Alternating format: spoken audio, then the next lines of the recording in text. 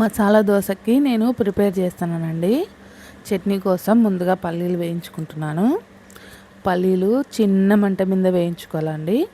చిన్న మంట మీద వేయించుకుంటే చాలా బాగా వేగి టేస్ట్ బాగుంటాయి. అక్కడ నేను ఆపక స్టవ్ మీద ఉర్లగడ్డలు ఉడకబెట్టుకుంటున్నాను. ఉర్లగడ్డ కూర కోసము 2 స్టవ్ల మీద పని జరుగుతుంది. ఇవి చిన్న మంట మీద వేయించుకుంటున్నాను. తీసేసుకొని ఇప్పుడు మళ్ళీ ఒక్కొక్కటి తీసేసుకోవాలి. తీసేసుకున్న తర్వాత పచ్చిమిరపకాయలు వేసుకోవాలి. పచ్చిమిరపకాయలు వేసుకొని ఆయిల్ వేసుకొని కొంచెంసేపు అలా కలిదిప్పి తర్వాత కొంచెం వేగిన తర్వాత టమాటాలు వేసుకోవాలి. టమాటాలు వేసుకొని కొంచెంసేపు అట్లా వేసేసి ఇంకా ఆనియన్స్ కూడా వేసేసుకోవాలి. ఎర్రగడ్డలు అంటాం మేము. ఎర్రగడ్డలు కూడా వేసుకొని కొంచెంసేపు కలిదిప్పేసుకొని నిదానంగా పెట్టుకోవాలి, లేకుంటే మాడిపోతాయి. ఇంకా కొంచెం సేపు అయిన తర్వాత అట్లా కలిదిప్పేసి మూత పెట్టేసుకోవాలి. మూత పెట్టేసి ఏమవుతుందంటే ఆవిరంతా ఆడే ఉండి బయటికి పోకోకుండా బాగా వేగుతాయి.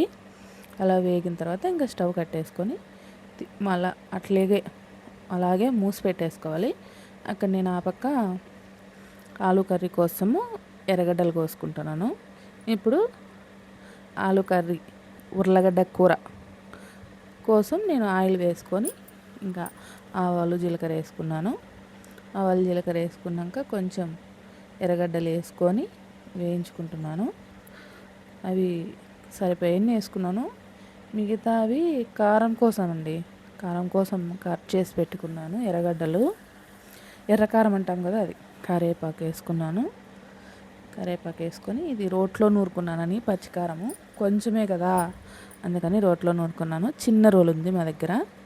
ఇంకా ఉర్లగడ్డలు బాగా మెదుపుకొని చేత్తోనే ఇంకా వేసేసుకొని కొంచెంసేపు వేయించుకున్నాను. అలా వేయించుకున్నాక మూత పెట్టేసుకొని పక్కన పెట్టేసుకున్నాను. ఇక్కడ మళ్ళీ మిక్సీలో ఎర్రకారం కోసం అండి.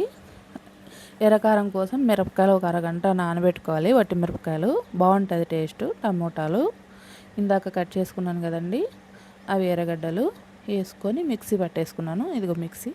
తర్వాత ఇప్పుడు చట్నీ కోసం పల్లీలు తర్వాత అన్నీ వేయించి పెట్టుకున్నాను కదండి మిక్స్, అవన్నీ అట్లా వేసేసాను. చూపించలేదు వీడియోకి, కొంచెం హైడ్ పెట్టింటే సరిపోవు, కెమెరా చూసుకోలేదు. ఉప్పు వేసాను. ఉప్పు వేసి కొన్ని వెల్లుల్లిపాయలు వేసి ఆడించుకున్నాను. తర్వాత పెడతానండి చట్నీ కోసం.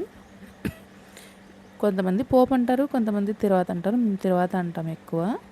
తిరువాత పెట్టి ఆవాలు జీలకర్ర వేసిన తర్వాత పచ్చిమిరపకాయలు కరివేపాకు వేసి కొద్దిసేపు అలా కలుపుకొని స్టవ్ ఆపేసుకొని చట్నీ వేసుకున్నానండి. అదిగోండి చట్నీ రెడీ అయిపోయింది. ఇంకా అన్నీ రెడీ అయినట్లే. దోసపిండి కోసం అక్కడే పెట్టుకున్నాను రెడీగా వేయడానికి. చూడండి, ఎర్రకారం కూడా రెడీ, ఆలు ఫ్రై రెడీ, చట్నీ కూడా రెడీ. ఇక దోశ వేసుకుందాము. దోశ వేసుకునేకి పెనం హీట్ అయ్యాక ఆయిల్ వేసుకొని అట్లా నీళ్ళు చల్లుకున్న తర్వాత ఎర్రగడ్డతో ఇట్లా తిక్కుకుంటే దోశలు బాగా లేస్తాయి. దోశలు వేసుకునేటప్పుడు ఎర్రగడ్డ తిక్కుకుంటే బాగా లేస్తాయి. చూడండి, నాకు దోశ కంటే ఆ గంటే ఫేవరెట్. ఆ గంట అయితే నాకు బాగా వస్తుంది దోశలు వేయడానికి. చూడండి, నేను 2 వైపులా కాల్చుకుంటానండి దోశలు. ఎర్రగాలినాక అప్పుడు ఎర్రకారం పట్టిస్తాను. ఎర్రకారం సరిపోలేదని మళ్ళీ ఇంకొంచెం తీసుకొని పట్టించుకున్నాను. వేసుకున్నాక పప్పుల పొడి బాగా స్ప్రెడ్ చేసుకున్నాను.